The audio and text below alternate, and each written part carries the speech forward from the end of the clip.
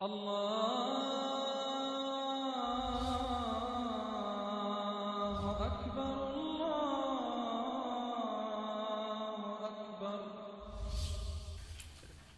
teenager walked into the masjid and he was trying to get back and connect with Allah subhanahu wa ta'ala. And as he walked in, he was just wearing whatever he was wearing. Among the things was a gold chain, because this was something he had gotten used to doing. He had not been close to Allah, and this was something that he just happened to be doing. And an uncle happened to see him coming in and grabbed the chain at his neck and tried to take it off, saying, gold is not something men should be wearing. And in the process, scraped his neck. Didn't, no major injuries or trying to sensationalize the story. Allah knows if the boy ever came back to the masjid. A sister struggling with her own haya, modesty, and trying to dress well, thought that she had arrived at what she thought would be okay, goes to the masjid, and indeed one of the aunties becomes very upset. Besharam, the one without sharam, without shame, without haya, without modesty. How do you leave home looking like this? Allah knows best if that sister comes back to the masjid.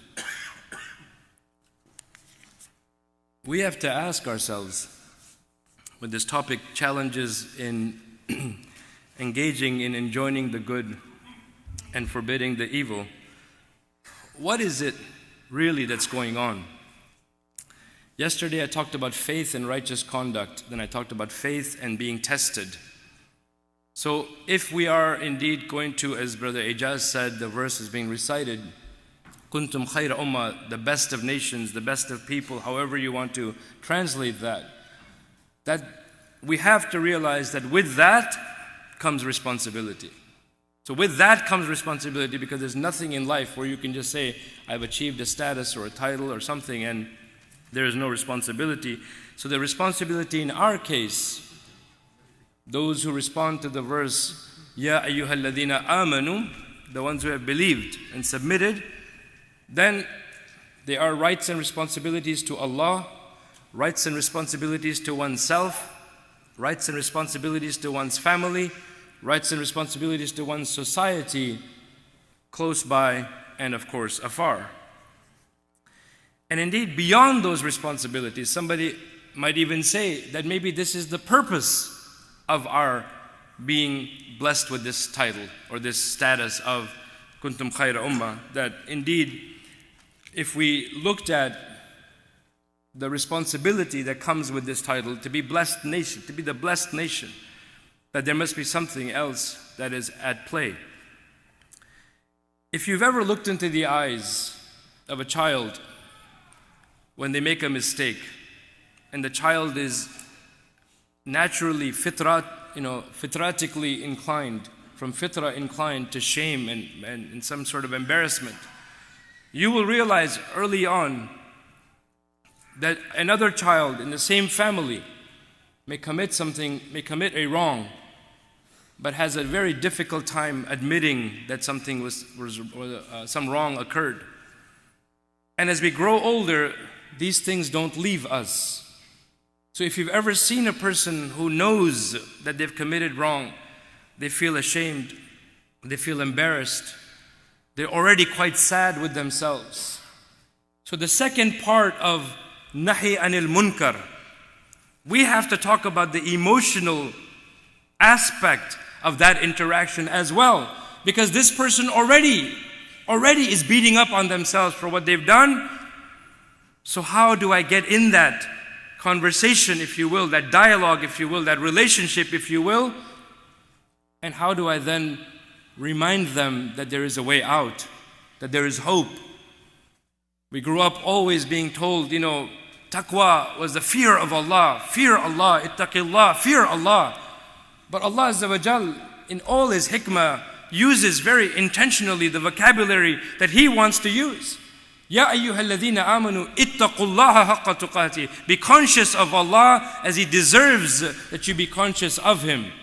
وَلَا تَمُوتُنَّ إِلَّا وَأَنْتُمْ مُسْلِمُونَ. In that verse and in other verses, and do not pass away except in a state of submission.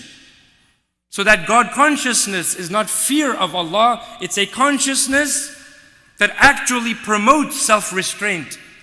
And that's why when we say to people, if they're getting out of control, say ittaqillah in the Arabic, we're saying be conscious of Allah. It is not fear of Allah, because if the person was afraid of Allah, if they had any fear of Allah, they would have never risen to that level of temper, harshness, or even striking someone with their hands.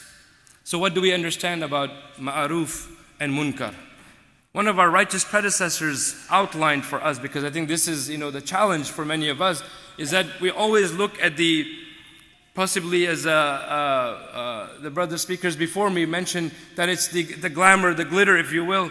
So we look at the biggest things that could go wrong. We think this is munkar. And we look at ma'aruf as something, almost like very trivial, if you will. What could I do? This scholar says, subhanallah, enjoining people to tawheed, the oneness of Allah, reminding them of that. And when I come to munkar, you will see indeed how this parallels. Reminding them to ikhlas and sincerity. Reminding them to tawakkul, the trust in Allah, and in fact complete dependence on Allah. Reminding them of the duty to love Allah and the Messenger of Allah more than themselves. Reminding them indeed to have hope for Allah's mercy, to have anxiety, if you will, and fear of His punishment, to have patience with the decree of Allah, which is qadr. Always have complete, if you will, surrender to His order. Because this is where people start to lose control. They say things that are displeasing to Allah, as I mentioned yesterday. And this is also a form of enjoining what is wrong, because saying things displeasing to Allah in this case is also something that is wrong. Truthfulness of speech, fulfilling obligations, returning trusts to their rightful owners, good behavior towards one's parents, maintaining family ties, cooperation in acts of righteousness and goodness, وَتَعَاوَنُوا عَلَى الْبِرِّ وَالتَّقْوَى, that enjoin upon one another and come together in cooperation with God consciousness and indeed in actions of birr or righteousness. Benevolence and generosity to the neighbors. We had a lecture by Sheikh Dawood last night on this. Towards the orphans, towards the poor people, towards those who are stranded travelers. Stranded travelers. Imagine ma'aruf is even those, and we walked away from this tradition. We walked away from this tradition because we have absolutely no clue which Muslim immigrant is landing at Pearson, which Muslim refugee family is landing at Pearson. Absolutely no clue how they're going to get by, how they're going to get basic rights met in this land. You have a better system in Canada than we do in the US in terms of refugees and services for them. But still, the stranded traveler. And indeed, just a quick story about that. I was waiting in line. Flights were very delayed, and I was trying to get home, and I was very tired after these journeys. They call it safar in Arabic.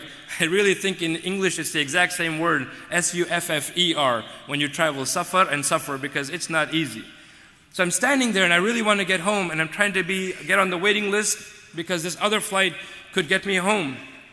And as I'm standing there, I see a young woman, maybe in her early 20s, just standing there with her bags and just crying like there's no tomorrow. I don't know what she's crying about. She's just crying. And I looked at her and I said, this thing about stranded traveler, it doesn't have to be, as the brother said before me, only for Muslims. And I just walked up to her and I said, what is it? I mean, what's wrong? She said, my sister was pregnant and just lost her child. I want to get home to her. I want to be there with her, and there's absolutely no way. I'm not on anyone's reservation list. I haven't bought a ticket. I don't know how to even get there. And I want to go. And I said, how will you get there? She said, the flight goes through Washington, D.C., which was my home. And I went to the front of the counter and I said, I'm next. But I would like to give my seat to this person. I don't know who she is, but she needs to get to Washington, D.C. And subhanAllah, Allah is my witness, when you engage in this conduct, Allah Azza wa Jal will literally expand, as He says, the sustenance. It's like He expanded the plane where no seats were visible. the man said, we just had another cancellation. Both of you can go. Both of you can go to Washington, D.C. When she reached there, I thought we had lost contact. She sent me a card thanking me for everything. Then she got her sister to send me a card, or at least told her about it. The sister who herself lost the baby sent me a card. And then the other sister who came in from out of town sent me the card. So there is much going on with ma'aruf that doesn't have anything to do only with Muslims. And I'll keep moving for the sake of time. And then we talked about this ma'aruf, enjoying the goodness towards companions, one's spouses, and of course, this notion of being just and fairness in terms of speech and everything else. What is munkar? On the other hand, the scholar says, whatever Allah has forbidden. But this is what Allah has forbidden, not what my culture told me is something frowned upon. We don't like it, we're Desi and we don't do these things, and they're Arab and that's what they do, and they're Caribbean and that's what they do. No, just stop it, Stop making up stuff in the religion. Seriously, just stop making up stuff, because now we're raising kids who have access to iPads and smartphones. If you're going to stand in front of them and start making up stuff and say this is wrong and Allah is upset with this, they're going like this, and you're going, stop texting while I'm talking to you. I said, no, I wasn't texting, I just looked up on Google, and you're making up stuff. Because it says right here that whatever you're saying is just made up stuff, man. I don't know where you get it, but it's made up. It's not even from our religion. I don't even see it anywhere, and I just looked it up, right? SubhanAllah. So this scholar says, shirk is one of the worst wrongs, if you will, in terms of the munkar. And you have to ask yourselves, and I'll talk about what this means and how it unfolds. Associating partners could be the sun, the moon, the stars, the planets, an angel, one of the prophets of Allah, righteous men and saints, jinn, images and graves, and any of these to which people prostrate. And believe me, ask yourselves, if you've come from another country and you've actually been there and watched some of this unfold, believe me, we have people literally bowing to graves of saints.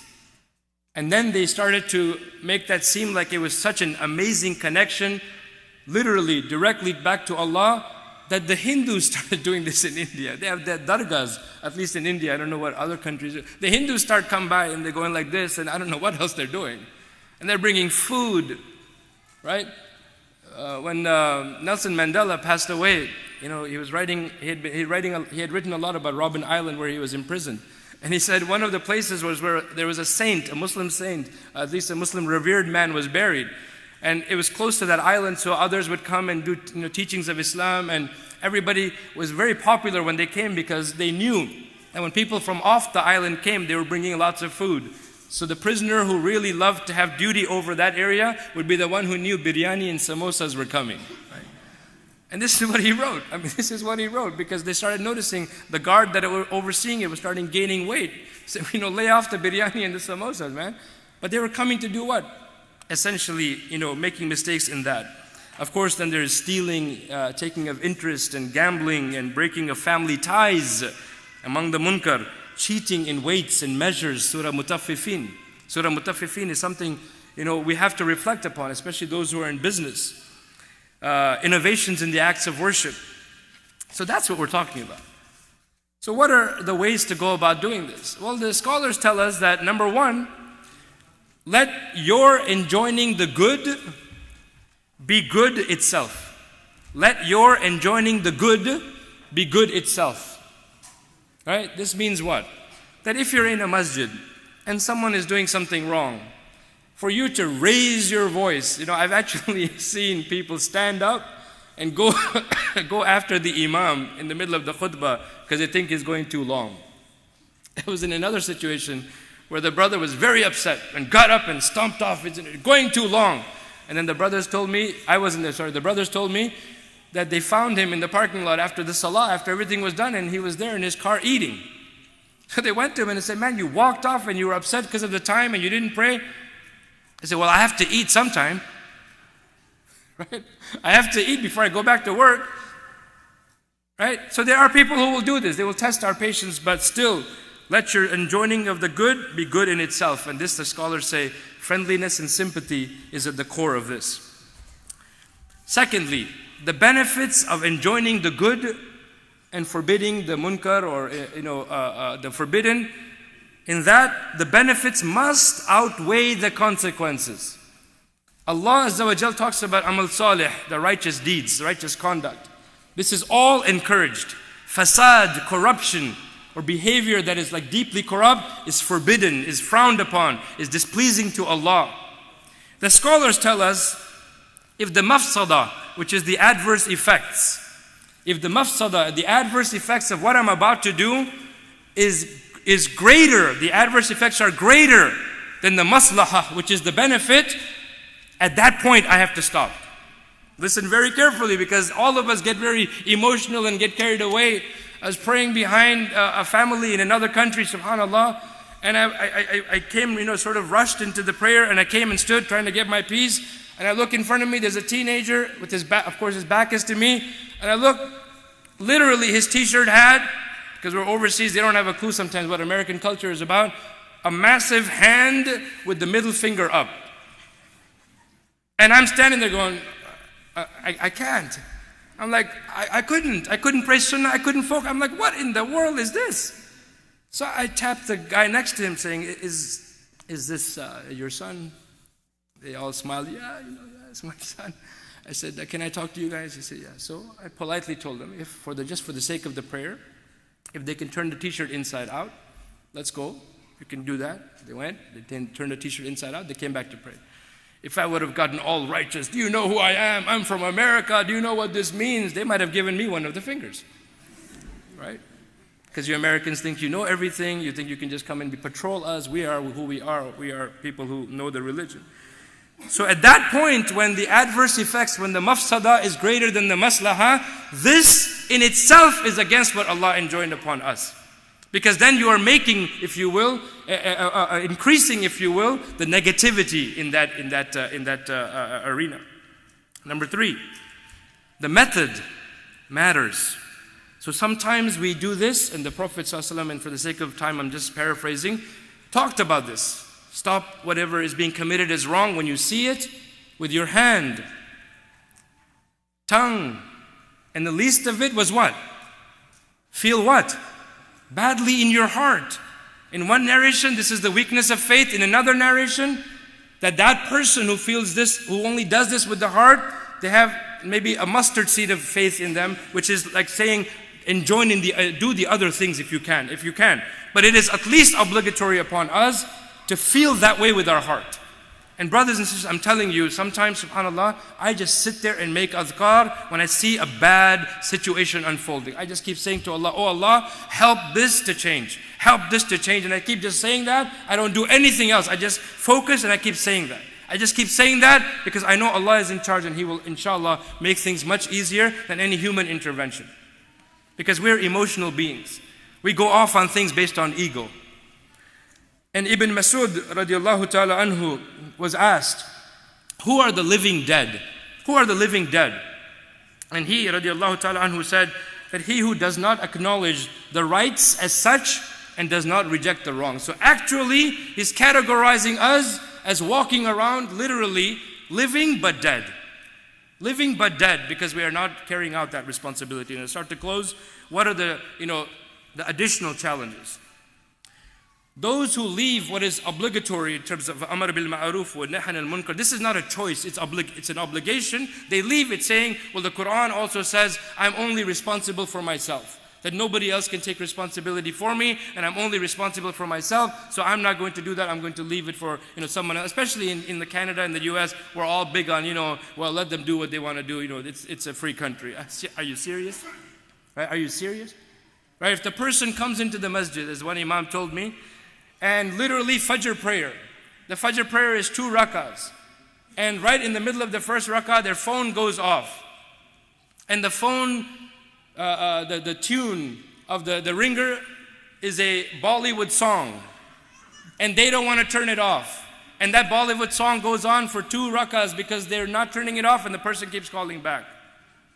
Now, seriously, I know one of the interpretations is that they're most likely loving Abu Hanifa and saying that, he said to us, minimize the movements in salah. Minimize the movement. But listen, come on. That you're going to wake up out of your home and come to Fajr, mashallah, this is great. We don't want you not to come. But if you're going to come all the way there, it's okay if you take out your phone and silence your ringer. It's okay. And I can actually help you after Salah, because you haven't done it during Salah, because now you're listening to a song about khushi and you're ruining my khushu. Those who understand Urdu, we say khushi is happiness or some kind of contentment. And you're ruining my khushu. So they leave it. They don't do anything. Afraid sometimes. Well, that's a board member. That was the imam. How could we? Well, no. We're all responsible. We have to use methodology. Number two, those who desire to help but have insufficient knowledge of the Sharia, nor do they have the forbearance or the patience to actually go through with this. And here I just want to refer you to Surah Luqman, verse 17, where Prophet Luqman is saying, Ya bunayya, O my son, aqim as-salah, establish the salah, Amr Bil Maruf wa Anil Munkar, and enjoin the goodness and forbid the evil. And then wasbir ma asabaka, that be patient with what you have been tested with. Indeed, these acts require courage. Surah number 31, verse 17. I have to start to close. So there, we have to realize that if you have insufficient knowledge, the regard that you will have for maslahah, the benefit, will be very minimal, because the mafsada in your minds is the biggest thing going on. So I have to stop this. I have to stop this at any expense, at any cost, because I am really moved to be worthy of the pleasure of Allah, so I have to stop this. And subhanAllah, this is where the regard, again, for these principles of the mafsada, which is the adverse effects and the maslahah. And here, the prophetic tradition is phenomenal. If any of us even had an ounce of patience to what and how the Prophet ﷺ was tested, we would realize we should just read these stories over and over again. If nothing else, print them on a card and keep it with us, especially if we are impatient or have bad temper. Just take that card out and keep reading it, saying, oh, subhanAllah, look what they did to him, and look what his reaction was. In one of the situations, when the masjid didn't have a physical boundary, a Bedouin came, you know the story, and started urinating. Like imagine a worse wrong in a masjid than somebody who starts doing that, right? And the companions rightfully wanted to really do something to him to harm him, because they said, what in the world is this? And what did the Prophet ﷺ say? He said, let him be. Subhanallah. He said, let him be. This is forbearance. And the word for forbearance we borrow a lot from Arabic in Urdu, by the way. It's amazing. The word for forbearance in Arabic is halim, halima. And what is the food that takes the longest time to make that you love to eat on Saturday and Sunday morning? What is it? Halim, mashallah, you're awake now. You mentioned food, people wake up and say, yes, yeah, I had good halim last week, yeah. Focus on the lecture now, right? Come back. So he said, let him be. And maslaha here comes from the mouth of a small boy. In a camp when I was giving this lecture and I was emotional about this topic, I said, why? Why did he tell him to say, let him be, let him be? Why? This little boy said, if they tried to mess with him, it would go everywhere. Mafsada and maslaha. Exercise that. Mafsada and maslaha. Single stream causing damage in one spot, mess with him, the entire masjid is done. Subhanallah. And lastly, we have to be trained with knowledge and technique. And that's a challenge because we don't do that enough. Because somehow people, when you talk about this, they say, oh, look at these organizations, look at this masjid. They're so backwards. I mean, really, are they going to talk about these things now? Who wants to talk about tahara? Who wants to talk about salah? I mean, people should know this stuff. I mean, we have bigger challenges. And as the counselor said, subhanAllah, if you're talking about Gaza, and really it's overwhelming, then turn to Allah, because it's an outcome that you don't have control over. In this case, if you don't have the knowledge and the training to actually engage in this, then you're actually going to be causing more harm than good. I've met uncles, literally, who got frustrated with one fight at the masjid, and they said, I will never come back here. My family will never come back here. Who lost out? He and his family. He and his family from coming to that masjid, subhanAllah. So here we say that if we have the training, the scholars tell us that you are able then to choose when leaving good leaving the good to avoid the bad side effects, and when actually to enjoin, to forbid the wrong, if you will, knowing that the good effects are greater. And brothers and sisters, I can tell you that we are hopeful. We are not at all pessimistic, because more of us, obviously are excited about our faith.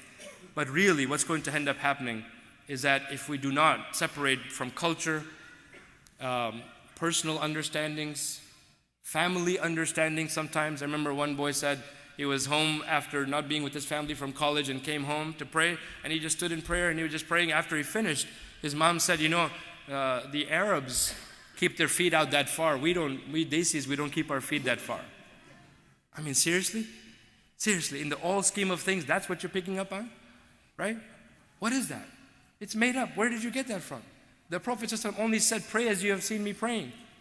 And if that gets me stability because of my body shape, if I pray like this, that's my problem. Right? That's my problem.